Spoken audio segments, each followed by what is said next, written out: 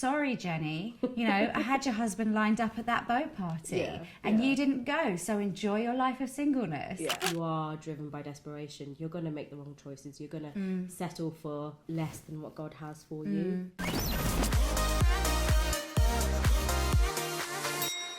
You're tuned in to Season with Salt, the weekly YouTube show that comes out on Salt's YouTube channel where we talk all things Christian dating. And today I'm here with Gayathry.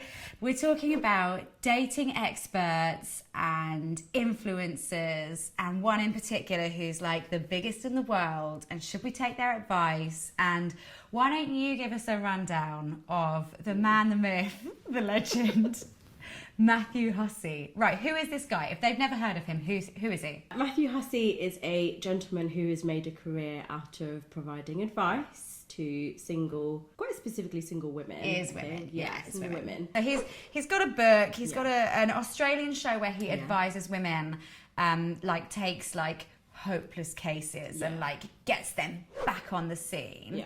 And that was on Netflix. And then I think the thing that I've engaged with most is his YouTube channel. And he's got so many followers, millions and millions of followers. And in order to start engaging with his content, I signed up to his newsletter. His MO is this is how you get his attention. This is how you keep his attention. This is how you turn it around when he's pulling away. This is how to get him talking about you to all of his friends and da-da-da. Let's pull back a bit. So what do you think of people who give that kind of advice in general? Have you ever found it helpful? Have you ever thought great tip, I'm going to do that?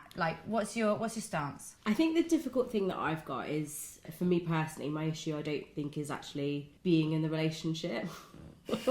I mean, I'm single, so maybe it is, but it's always the run up to. So that's probably why these people are really helpful, because obviously he specifically gives tips on how to create conversation, create rapport with people that you are dating.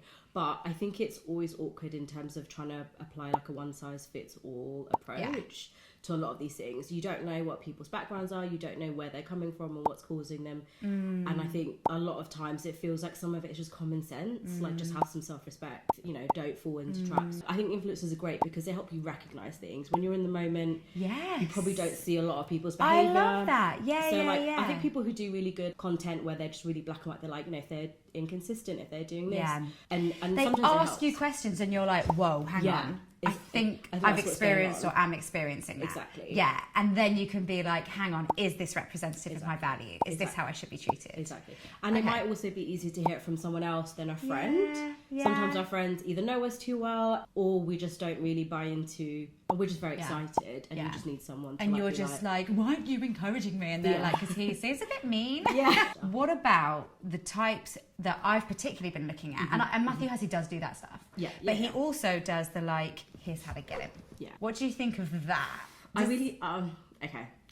I quite dislike him as a obviously not as a person, but as what he represents. The construct of that kind of advice. I think I'm quite uncomfortable with the idea of a heterosexual cis het man telling heterosexual women usually how to behave, also how they should approach relationships. And it feels like it's literally money for old rope. A lot of the content I've seen is just if he's not calling you, don't chase after him, or if he's doing this, or don't put too much effort into it so that he doesn't, so you don't come across too keen. And it's well, this is age old advice that we've been given. Yeah. And maybe actually I do feel globally as people we're pulling away from that and being more actually be who you are, be upfront about what it is you want, and that's it basically, rather than using techniques and tips and tricks to kind of get someone to think they like you. Exactly. But then I've watched the film Hitch. and his thing is it's not that I'm manipulating women into liking these men, it's that I am creating situations where he can see what they're missing because they wouldn't have given them the chance. And I think there's an argument for that. That's true. Yeah, there is an argument for that. I think that we as women can be really quick to go, oh no, I wouldn't date him, he's the nice guy, he's the quiet guy, he's the this, he's the that, when actually if you were in a scenario where you saw past that, you'd find some gold. Yeah. What I do find problematic though is that particularly the target audience, I think there will be a number of women who are at a stage where this is so huge for them.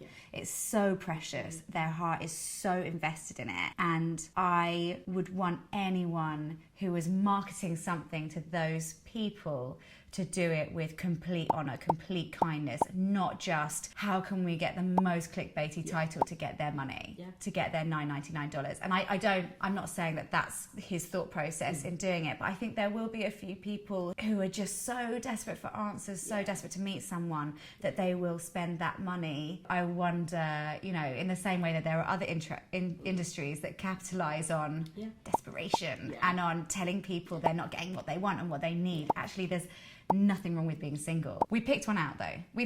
Okay, there's loads. Like Matthew Hussey has so much content, as do all of the other influencers in this sphere. But we picked one that was a super popular video, very short, just a 5-minute, and it was 3 things that you can text or that you should know when you're texting to make yourself irresistible to him. Stop it. Upon receiving a text message from me, she sent this. I'm not really a 1 hour time slot kind of a girl, but if you want to take me on a date this week, that'd be lovely. She put a winky face at the end. Changes everything. It wasn't like, I'm not really a 1 hour time slot kind of a girl, so if you want to take me on a date this weekend, that'd be lovely. It was a little wink, you know, a little cheeky. It was fine, it was playful. The tone was right, but the standard was there.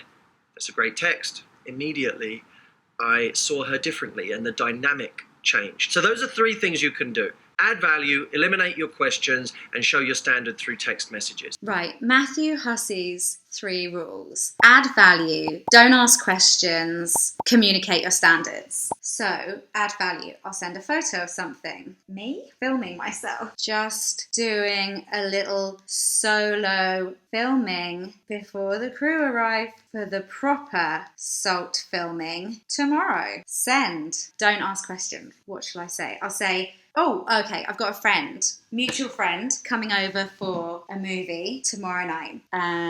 Blah, blah, is coming over to watch a movie tomorrow eve. You should come join. Not do you want to. You should come join. Communicate my standards, but not for one night, for life. No, I'm joking. How do you communicate your standards? Does he needs to offer me something inappropriate? I don't think he's going to do that. No, I feel like I'm comfortable that someone coming over for dinner and a movie with my friends is still within my standards. I wanted it not to work, I'm not going to lie. I wanted to be like, so it's total rubbish and da-da-da. And we have to acknowledge that every interaction, every person you're speaking to is different and unique and whatever. But for some reason, me sending those messages, he did come round for lunch. Guys, I'm almost annoyed that I'm going to report this. But when I sent that picture of me filming, he replied and said, I can come over for lunch if you like. Work's not as busy as I thought. And we just had KFC. So what is this sorcery? If you're enjoying this conversation, don't forget to like and subscribe to the Salt YouTube channel. We've got plenty more where that came from. But I do think, and this is someone who like I've been on like a date or 2 with, and it's like, are we friends, are we dating, right? I do think that if I just said, oh, this is, you know, what are you up to? Like a really boring plain message that we're warned not to send. And then said, lunch today, he still would have come. Okay. I don't know if he puts that much thought into my phrasing. I mean, if it was me, I think I'd be really devastated if they like shot me down, especially if I was trying to be like really directive and authoritative. Okay, like I think that would hurt more than like I think maybe we are a bit. But don't you think you should join sounds a bit more like cash than like I'd like you to come? But I feel like when you're trying to put it out like that, I feel like me like, oh, you know, are you free? I feel like maybe that protects you a little bit because you kind of like, oh, I'm like nonchalant, but maybe it is the whole thing of intention. Like you should join sounds a bit more directive, so they're like, oh, okay. you've been it's not summoned. it's not like wishy-washy in that way. So maybe that's where that advice kind of stems from. So there is something I quite like about just saying something direct like that, because I do think often we can send these sort of like vague questions like, hey, plans for the weekend? And anytime I get a message like that, I'm like, yo, what's up? I'm not telling you what my plans are. Yeah. You tell me what you want to do with my plans, and then I'll tell you if I'm free. So I do think that like, here's the plan, join or don't, is quite a nice way of doing it. So since signing up to get that PDF, I'm now on the mailing list, and here are some other topics that I've been emailed, because he emails a lot. Okay, would you be intrigued by the following like hooky titles? Okay. This makes him want a second date with you immediately, capital letters. Yeah. You'd be I'd be curious. Oh, I need to know what that skeptical is. but curious. Make him chase you without ever playing hard to get. That makes me feel You're not cool on that one. sick. No. Okay. Are you his dream woman? 4 ways to tell. I've literally only been on this mailing list a week. But this is so like, how can you be most accepted by men? Yeah. How can you make him like you? Yeah. Not how do you know if you're interested? What is a good relationship? And so like you do get influencers who are great at like talking about like toxic traits and things like that, which obviously are quite negative, but then you do get what's a green flag rather than what's a red flag.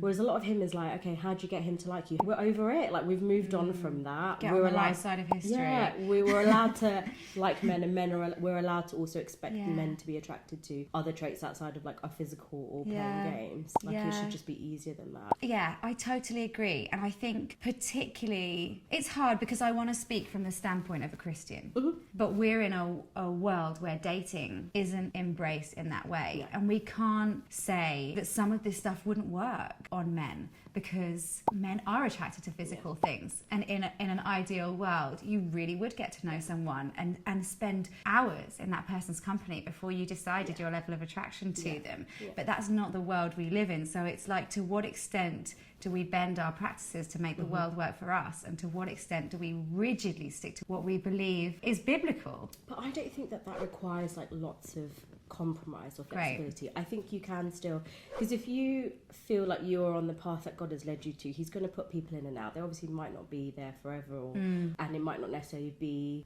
romantic relationships, but I think they will lead you to that place of forming who you are as a person and who you're meant to be. If you keep your eyes on God, you will then also attract people who've got the same mindset. 100%. I was speaking to a friend and she was like, I'm so exhausted, I've had such a long week, but I've been invited to this party. It's like a Christian party, there'll be lots of single people there, but I'm just not in the right headspace to go. Am I missing an opportunity? And I'm like, God doesn't work that way. You know, it's not like, sorry Jenny, you know, I had your husband lined up at that boat party and you didn't go, so enjoy your life of singleness.